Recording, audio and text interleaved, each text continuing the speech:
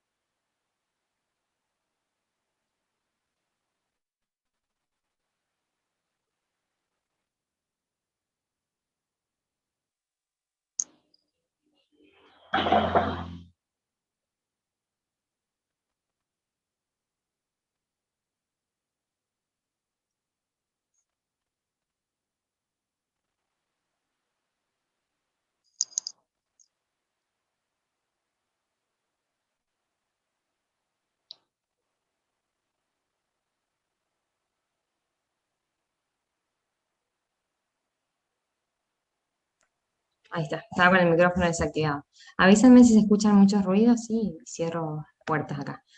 Bueno, entonces les decía, vamos a ver primero, eh, retomar un poco lo que vimos ayer, el mercado de bienes con sector público, y vamos a ver algunos ejercicios. ¿Sí? Vamos a ver dos ejercicios. Si ustedes miran la guía práctica, hay un montón, pero yo les voy a dar dos. Y en todo caso la semana que viene veremos algunos más. Les doy dos, así terminamos con la parte teórica. Sí, entonces, esperen que avance.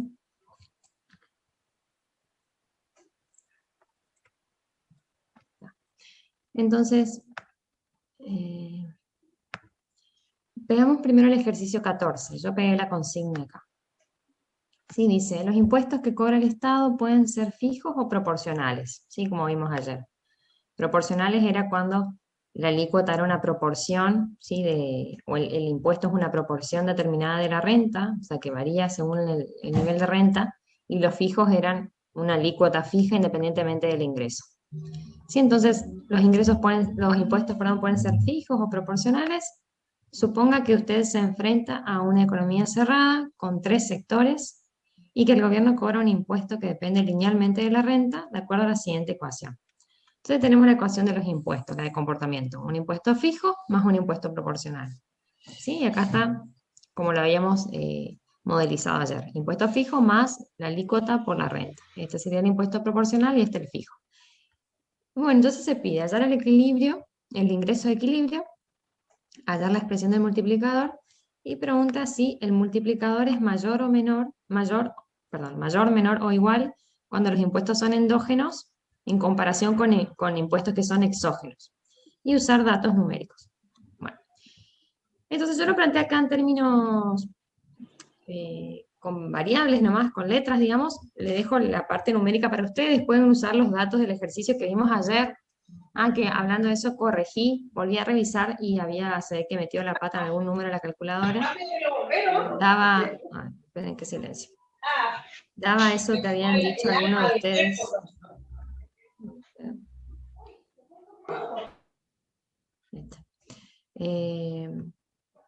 ¿Sí? O sea, creo que era el segundo ejercicio que vimos ayer, ¿sí? Daba un poquitito distinto el ingreso de equilibrio, pero en el slide que le subí al Drive ya está todo bien el número, digamos, así que pueden comparar con las soluciones del slide. Bueno, entonces primero acá pide encontrar el ingreso de equilibrio, hacemos lo mismo que habíamos hecho ayer, ¿sí? Para encontrar el ingreso de equilibrio igualamos ingreso con demanda agregada, ¿sí? Y ahí tenemos que la demanda agregada es igual a los componentes autónomos, perdón, más C por 1 menos T por I, ¿sí? Dentro de lo que son los componentes autónomos, nosotros pondríamos consumo autónomo, inversión autónoma, transferencias, impuestos fijos, ¿sí? Y después despejamos el ingreso, ¿sí? Llevamos esta parte que tiene ingreso para el primer miembro, sacamos factor común ingreso y pasamos todo esto para el segundo miembro y llegamos a la ecuación del ingreso de equilibrio. Entonces, si ustedes le dieran valores a las variables, llegarían a un valor para el ingreso de equilibrio, ¿sí? Y bueno, nos pide que calculemos el multiplicador. El multiplicador es esta expresión que está acá, ¿sí? 1 sobre 1 menos c por 1 menos t. Este es el multiplicador, fíjense, cuando consideramos eh, impuestos proporcionales a la renta, ¿sí? Fíjense que es el multiplicador, digamos, de cualquiera de los componentes autónomos, ¿sí? Por ejemplo, el gasto, el consumo autónomo y la inversión autónoma, cuando hay impuestos proporcionales a la renta, ¿sí? ¿Cómo sabemos eso? Porque fíjense que está el 1 menos t acá abajo, y este t es la alícuota del impuesto proporcional, ¿sí? Y si nosotros comparamos contra el multiplicador cuando los impuestos son fijos, este es el multiplicador cuando los impuestos son fijos, sin impuestos proporcionales. ¿Sí? ¿Cómo sabemos eso? Bueno, tendría que hacer lo que vimos ayer en la teoría. Tendrían que agarrar esta ecuación del ingreso de equilibrio, y una opción que yo les había dicho es, bueno, suponemos que no hay impuestos proporcionales o que los impuestos proporcionales son cero, entonces esta t vale cero, y calculamos la derivada del ingreso de equilibrio con respecto a los impuestos fijos, ¿sí? Y los impuestos fijos estarían en este componente. Y eso va a ser igual a menos c sobre 1 menos c, que es lo que tenemos acá. ¿Sí? Entonces, si nosotros comparamos los dos multiplicadores de los componentes autónomos, digamos, de la demanda agregada, este sería el de los impuestos proporcionales y este el de los impuestos fijos, ¿sí? Entonces fíjense que cuando tenemos, ¿qué nos dice esto? Que cuando tenemos impuestos proporcionales, el multiplicador es relativamente más chiquitito, ¿sí? El multiplicador del gasto autónomo. ¿Me van siguiendo? Yo les agregué, ahora les voy a mostrar en la filmina la fórmula de cálculo con las derivadas, como para que les quede un poco más claro, que yo ayer lo había comentado nomás, ¿sí? Así que ahora les puedo mostrar eso capaz. Les voy a mostrar ya para que les quede bien claro. Bueno, esperen que busque esa parte.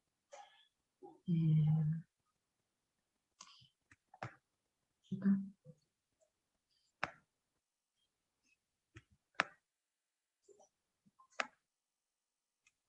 Bueno, acá dice, fíjense. Entonces esta es como la forma para encontrar los multiplicadores usando las derivadas, que yo les decía que para mí era más fácil. Entonces, lo que tengo que hacer, yo les decía ayer, es plantear la ecuación del ingreso de equilibrio.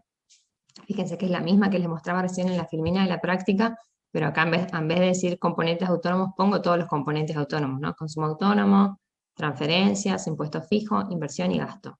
Entonces, si yo quiero calcular el multiplicador del gasto, ¿sí? De alguno de los componentes autónomos, ¿sí? Consumo autónomo, o inversión autónoma, o gasto, ¿sí? ¿Cómo hago? Derivo el ingreso de equilibrio con respecto al gasto, por ejemplo. Si ustedes hacen esa derivada, la derivada de esta función con respecto al gasto, eso es igual a 1 sobre 1 menos c por 1 menos t, que es lo que está acá. Y esto es el multiplicador del gasto. ¿Sí? Y ahora, este multiplicador, si los impuestos proporcionales fueran nulos, o no existieran impuestos proporcionales, o sea, si esta t fuera 0, entonces el multiplicador sería 1 sobre 1 menos c. ¿Sí? Eso es lo que yo les estaba mostrando en esta filmina, la otra. Vuelvo para ahí. ¿Sí? Eso es lo que estaba acá. ¿Sí? El multiplicador del gasto, pongámosle acá para que les quede claro, comparación del multiplicador del gasto con ambos impuestos. Acá pongamos mejor con impuestos endógenos. ¿Sí? Los impuestos endógenos son los impuestos proporcionales a la renta. ¿Sí? ¿Por qué endógeno? Los proporcionales a la renta, porque su valor se determina dentro del modelo, ¿sí? Porque el valor de los impuestos endógenos depende de la renta, y la renta es una variable que se determina dentro del modelo, ¿sí? Entonces, acá cuando pregunta, ¿es el multiplicador mayor, menor o igual cuando los impuestos son endógenos que cuando son exógenos? Hace referencia a eso, ¿sí? Impuestos endógenos serían impuestos proporcionales a la renta, y exógenos serían impuestos fijos, ¿sí? Porque los impuestos fijos, su valor viene determinado fuera del modelo. Entonces tenemos estos dos multiplicadores. Y bueno, ¿es mayor, menor o igual? Acá vemos claramente que cuando son proporcionales a la renta, que este es el multiplicador en ese caso, el multiplicador es más chiquitito, ¿sí? Porque en el denominador tenemos este 1 menos t, y este t es positivo, y menor que 0, menor que 1, perdón. Entonces toda esta expresión es más chica que esta, ¿sí? Entonces la conclusión sería que con impuestos proporcionales a la renta, el multiplicador es relativamente más chiquitito que con impuestos fijos. Bueno, y acá les pide que usen datos numéricos, así que ustedes podrían usar este ejercicio que ya hice en términos analíticos y darle números y chequear que eso es así. ¿Sí? ¿Qué números le podrían dar? Por ejemplo, los que estuvimos trabajando ayer y que están en el slide. Sí, ahí están las ecuaciones de comportamiento del consumo, la inversión del gasto, la alícuota de los impuestos y demás, y de las transferencias. Entonces pueden usar esos datos y replican el ejercicio. ¿Sí? ¿Tienen alguna duda de esto? Bueno, si no tienen dudas, entonces les doy otro. Es el ejercicio número 15. Este es un ejercicio bastante completo. Dice, si el consumo, estas son las funciones de comportamiento, ¿no? Consumo igual a 110 más 0,72 por ingreso disponible, gasto autónomo igual a 170, inversión autónoma 180, perdón, transferencias 30, impuestos fijos 165. Este impuesto sé que es fijo porque no está multiplicado por el ingreso, ¿sí? Si estuviera multiplicado por el ingreso sería un impuesto proporcional a la renta, y como no está multiplicado, ¿sí? Y además los que son proporcionales tiene que ser como... tiene que ser menor que 1, digamos, porque nunca se puede grabar más del ingreso, ¿sí? Entonces tiene que ser 0, algo, lo que va acá, en general. A ver, espera un poquitito. Bueno. Y nos da el dato del ingreso del pleno empleo, ¿sí? Bueno, y entonces nos piden varias cosas. Determinar el ingreso de equilibrio, la brecha del producto, el ingreso disponible y el saldo fiscal. Y después, bueno, pide otra serie de cosas. Entonces vamos por el primer punto. Determinar el ingreso de equilibrio, ¿cómo lo hacemos? Como ya hicimos varias veces, calculamos la demanda agregada y igualamos la demanda agregada con la renta, ¿sí? Entonces, toda esta primera parte es la función de consumo, ¿sí? Donde decía ingreso disponible, ¿sí? Fíjense que acá decía ingreso disponible, ahora ponemos ingreso menos impuesto fijo más transferencias, ¿sí? Eso es lo que dice acá, ingreso menos impuesto fijo más transferencias, más 170 es el gasto público y 80 es la inversión. ¿Sí? Bueno, y ahí simplemente sumamos lo que podemos, lo que no lo dejamos en términos del ingreso, igualamos demanda agregada de ingreso para hallar el ingreso de equilibrio, y llevamos la variable i todo para el primer miembro, sacamos factor común, como siempre resolvemos ese sistema de ecuaciones, y llegamos a este valor para el ingreso de equilibrio. ¿Sí? 938,60. Después cuando nos pide la brecha del producto, ¿se acuerdan que habíamos visto en las primeras clases que la brecha del producto era la distancia, la diferencia que hay entre el ingreso de pleno empleo y el ingreso de equilibrio en algún momento del tiempo? Entonces, como fíjense que el ejercicio nos da el dato del ingreso del pleno empleo, nosotros hacemos para calcular la brecha, ingreso de pleno empleo menos ingreso de equilibrio. Ingreso de pleno empleo es 1100 según la consigna y el ingreso de equilibrio lo acabamos de calcular. Entonces nos da que la brecha del producto es 161,40. Eso quiere decir que, fíjense, el ingreso de pleno empleo, o la producción de pleno empleo está por encima del ingreso de equilibrio, ¿sí? Entonces la economía está en una situación de desempleo, digamos, ¿sí? O está por debajo del pleno empleo. ¿No se puede repetir la brecha del producto? Sí, claro. Sí, sí, les decía que, ¿se acuerdan que habíamos hablado de un ingreso de pleno empleo en algún momento, que era el máximo ingreso, digamos, que una economía podía alcanzar si utilizaba todos los factores de producción a su uso normal, digamos, y dada la tecnología que existe en esa economía, ¿sí? En términos micro, digamos, como que estábamos sobre la frontera de posibilidades de producción. Entonces, la máxima producción que podría alcanzar la economía. Y en la brecha de pleno empleo consiste en comparar ese producto de producción de pleno empleo contra la producción de equilibrio del momento, ¿sí? O el ingreso de equilibrio de ese momento. El ingreso de equilibrio siempre lo obtenemos igualando la renta con la demanda agregada. Acá lo calculamos. Entonces, para calcular la brecha, buscamos justamente la diferencia que hay entre el ingreso de pleno empleo y el ingreso de equilibrio para ese momento. Entonces, el ingreso de pleno empleo lo tenemos como un dato del ejercicio, estaba acá, 1100. Y le resto el ingreso de equilibrio que acabo de calcular, ¿sí? Y como me da un número positivo, ¿no? Quiere decir que el ingreso de pleno empleo, como lo vemos acá, es mayor que el ingreso de equilibrio. Entonces, estamos en una situación de desempleo, ¿sí? Porque el pleno empleo es mayor que el equilibrio de ese momento, ¿sí? Eso es como un dato que tenemos por ahora, digamos. Estamos en una situación de desempleo, entonces. O sea, hay algunos factores de producción, ya sean trabajadores o bienes de capital o tierra o lo que sea, que no está siendo empleado o está siendo empleado de forma ineficiente. Entonces, la renta que se tiene en el equilibrio es menor que la renta máxima que se podría alcanzar, ¿sí? Esa sería una interpretación. Bueno, después la consigna nos pide que calculemos el ingreso disponible. ¿Sí? El ingreso disponible es el ingreso menos los impuestos más las transferencias. Acá no tenemos impuestos proporcionales, por eso no estamos restando esos impuestos. Tenemos solo impuestos fijos y transferencias. Entonces tomamos el ingreso de equilibrio, que es 938,60, le restamos los impuestos fijos, le sumamos las transferencias y nos queda 803,60. ¿Sí? Entonces, del total del ingreso, le queda disponible en el bolsillo a las familias 803,60, digamos. O sea, a nivel macro sería. ¿Sí? No es a una familia en particular, no es a nivel micro, sino que el ingreso disponible para toda esa economía es 803, que sería entonces el ingreso menos lo que las familias pagan en términos de impuestos fijos, más lo que reciben en términos de transferencias. Bueno. Y después, el saldo fiscal. ¿Sí? Ayer dijimos que el saldo fiscal es la diferencia entre los ingresos y los gastos del Estado, ¿no? Los ingresos nosotros consideramos son los tributarios en términos fiscales, entonces estos serían los impuestos, que ahora, por ahora suponemos que solo hay impuestos fijos, menos todos los gastos, que los gastos serían el gasto público, previamente dicho, y las transferencias. Entonces hacemos impuestos, que es 165, ¿sí? Impuesto fijo, eso nos decía la consigna, fíjense. Impuesto fijo, 165, menos gasto, que es 170, ¿sí? 170, menos transferencias, que es 30.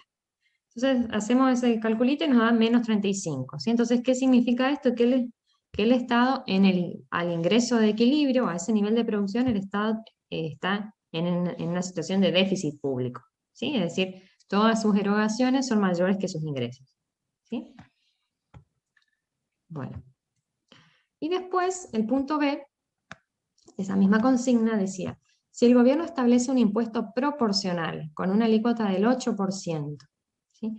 Entonces volver a calcular el ingreso de equilibrio y volver a calcular el saldo fiscal. ¿Sí? Entonces acá primero hay que pensar un poquito. Fíjense, esto es, digamos, si antes no existía impuesto proporcional y ahora lo metemos en el modelo, nosotros sabemos que ayer dijimos que todo impuesto contrae el ingreso disponible, contrae el consumo y la demanda agregada y la renta.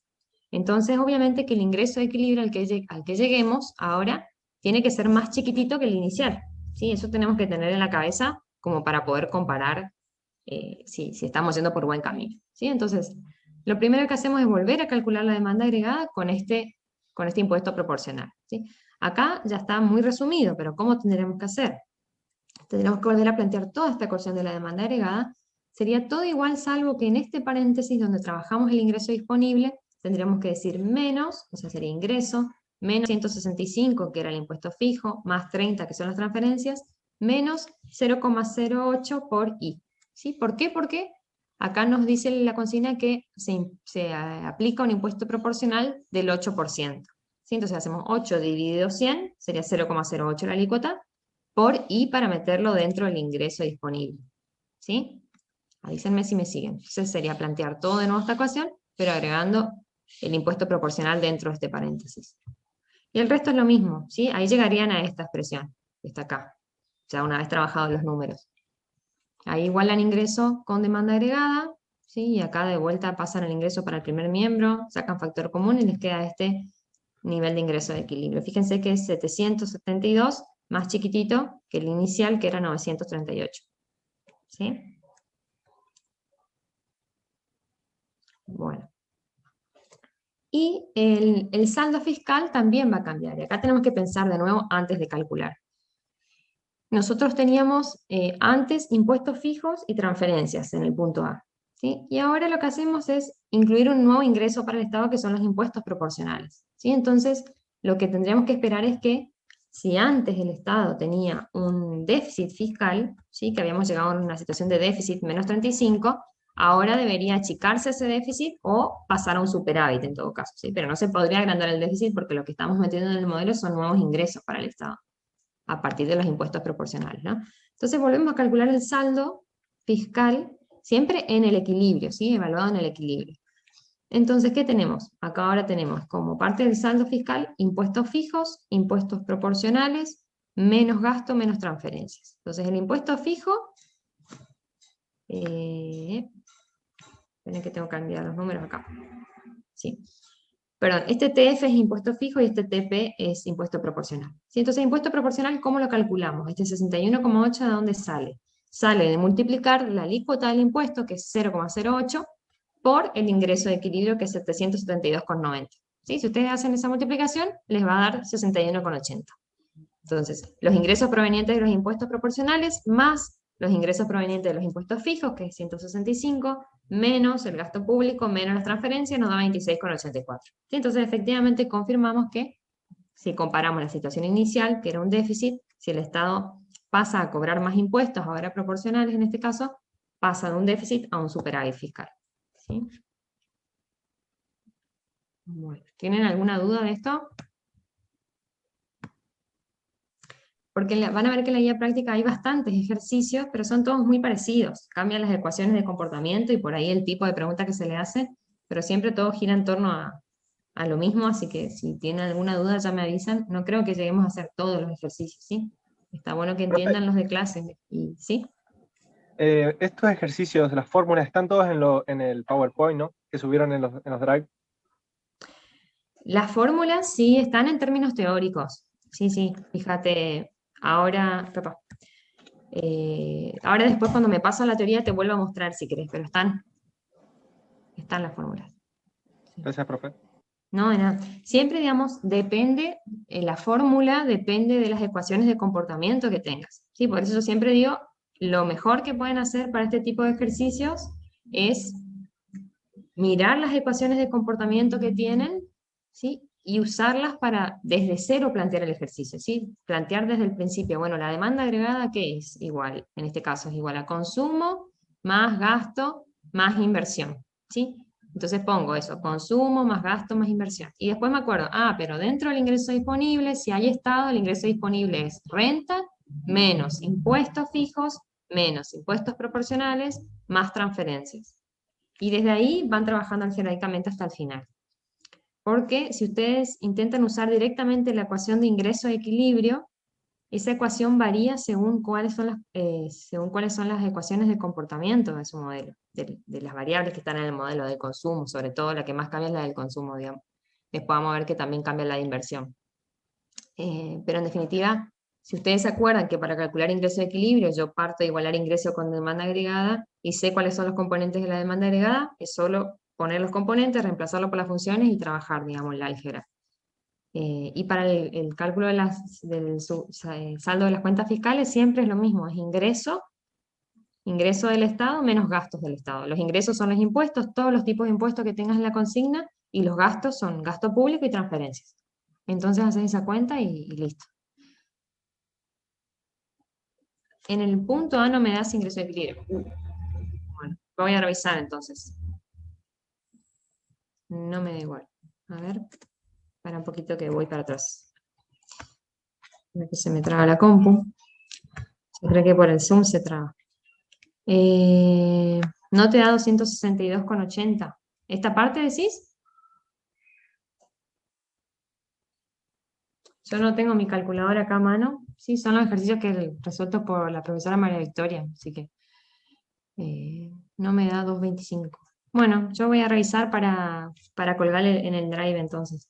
Claro, el cálculo sería 110 más 0,72 por menos 165, o sea, menos 0,72 por 165, más 0,72 por 30, más 170 más 80, ¿todo eso hiciste? Yo si tuviera mi cálculo acá la haría, pero está en otro lugar. O podemos hacerlo, a ver, espera. A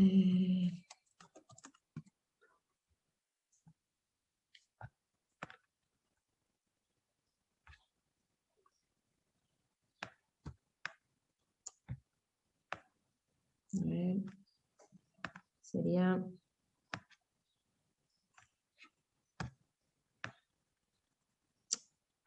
O sea, las ventanitas del Zoom me molestan y no tengo espacio. Esperen un poquito.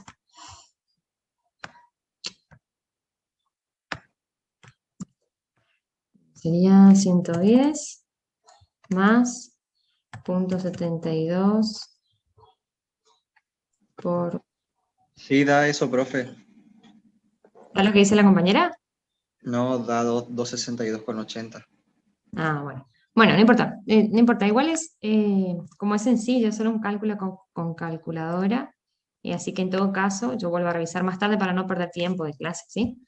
Pero fíjate, no sé quién haya escrito, ¿sí? Siempre tengan cuidado de sumar todo lo que corresponde, digamos. Acá no te olvides de aplicar propiedad distributiva. y tener en cuenta estos números que están adentro del paréntesis, ¿sí? Todo lo que no tenga renta usamos como componente autónomo, ¿sí? Entonces sería esto menos 165 más 30 por 0,72 también entra en la suma de los componentes autónomos, ¿sí? Solo eso. Capaz que ahí le pifiaste y por eso... O a veces uno aprieta mal un numerito en la calculadora, ¿sí? No hay problema. Bueno, sigo entonces, ¿sí? Y el último punto...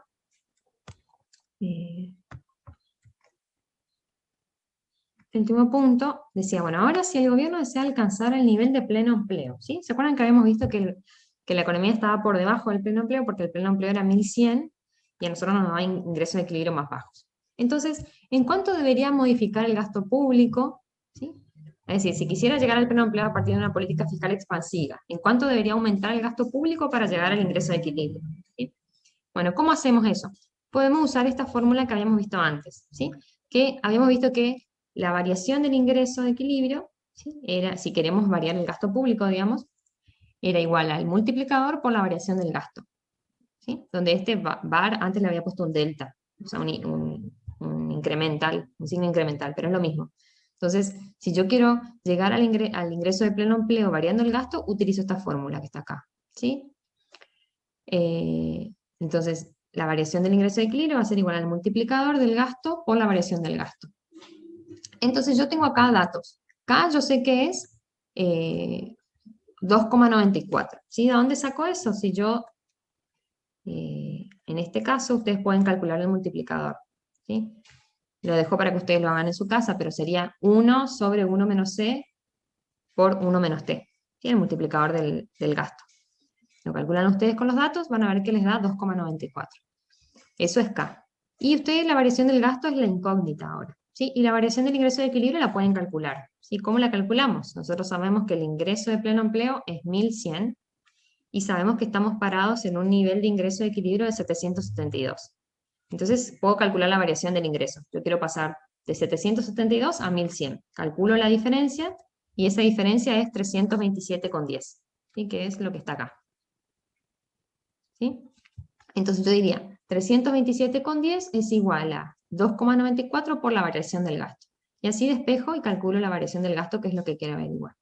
Entonces la variación del gasto va a ser igual a este cociente y me da 111,26. ¿Sí? ¿Qué quiere decir esto? Epa, no sé qué pasó. Quiere decir que si yo aumento el gasto público en 111,26, ¿sí? El efecto multiplicador va a hacer que yo pueda pasar de un ingreso de 772,29 al ingreso de pleno empleo, que es 1100. ¿Sí? Entonces yo calculo cuál debería ser la variación del gasto para cerrar la brecha del producto, digamos. ¿Sí? De esta forma haría si utilizo el gasto público como herramienta. Ahora, otra opción sería usar las transferencias. ¿Sí? Si en vez del gasto el gobierno usara una política de transferencias, ¿en qué magnitud debería incrementar las transferencias? Y es lo mismo, ¿sí? Calculo la variación del ingreso, considerando el ingreso de equilibrio, el último que obtuve, contra el ingreso de pleno empleo, me da esto, 327,10. ¿Sí? El multiplicador de las transferencias, ¿sí? Fíjense que el multiplicador de las transferencias es, vuelven a repasar la teoría, digamos, pero es 1 sobre 1 menos C por 1 menos T por C. O sea, va una C arriba, ¿sí? ¿Cómo sabemos eso? Bueno, yo ya les expliqué ayer y en todo caso hace un ratito les volví a mostrar con las derivadas, ¿sí? Así que vuelvan a repasar la teoría. Pero bueno, entonces, K por 0,72 es el multiplicador de las transferencias por la variación de las transferencias. Entonces yo quiero saber cuánto tengo que cambiar las transferencias para a partir de esa política llegar al pleno empleo o achicar la brecha de empleo. Entonces la variación del ingreso vuelve a ser 327,10, si eso no cambia, ahora el multiplicador es 2,94 por 0,72. ¿Sí? Entonces, despejo la variación de las transferencias, ¿sí? Para calcularlas hago variación del ingreso sobre K por 0,72 y me da esto, 154,30. ¿Sí? Entonces eso quiere decir que el Estado tiene que aumentar en 154,30 las transferencias para poder cerrar la brecha de producto, ¿sí? O para poder pasar del nivel de renta de equilibrio de 772, algo que nos dio y llegar a un nivel de producto de 1100 que es el de pleno empleo, suponemos. ¿Sí? Bueno, y después, la última dice, si decidiera disminuir los impuestos, ¿a qué valor debería llevarlos? ¿Sí? Entonces ahora volvemos a hacer el mismo análisis, pero desde la perspectiva de los impuestos fijos. Entonces, ¿cuánto tendría que disminuir los impuestos del Estado para poder cerrar la brecha de producto? Y acá lo mismo, vemos cuánto debería variar, o sea, calculamos la variación del ingreso para cerrar la brecha por el multiplicador de los impuestos fijos por la variación de los impuestos fijos. El multiplicador de los impuestos fijos es K, que es 1 sobre 1 menos C por 1 menos T, por menos C, que es 0,72. ¿Y por qué? Porque, bueno, ya lo vimos en la teoría. Entonces, el multiplicador de las transferencias por la variación de las transferencias me va a dar la variación del ingreso de equilibrio. La variación del ingreso de equilibrio la tengo como un dato en el ejercicio, que es 327,10, la variación que necesito para cerrar la brecha. K, ya sabemos que es 2,94, así que reemplazamos y calculamos la variación de las transferencias, es menos 100, de los impuestos, perdón, es menos 154,30. ¿Sí? Entonces, ¿qué quiere decir eso? Que el Estado tiene que reducir los impuestos fijos en 154,30 para poder cerrar la brecha de producto. ¿Sí? Entonces, fíjense que es un ejercicio bastante completito porque les hace calcular el ingreso de equilibrio, el saldo de las cuentas fiscales, comparar el ingreso de equilibrio contra el del pleno empleo, o sea, calcular la brecha de producto, después analizar qué pasa cuando se aplica una política fiscal contractiva, que sería introducir impuestos proporcionales, y después les hace volver al pleno empleo usando las fórmulas de los multiplicadores y el ingreso de equilibrio en términos de variaciones. ¿Sí? Así que este ejercicio es re completo. ¿Les queda alguna duda de esto?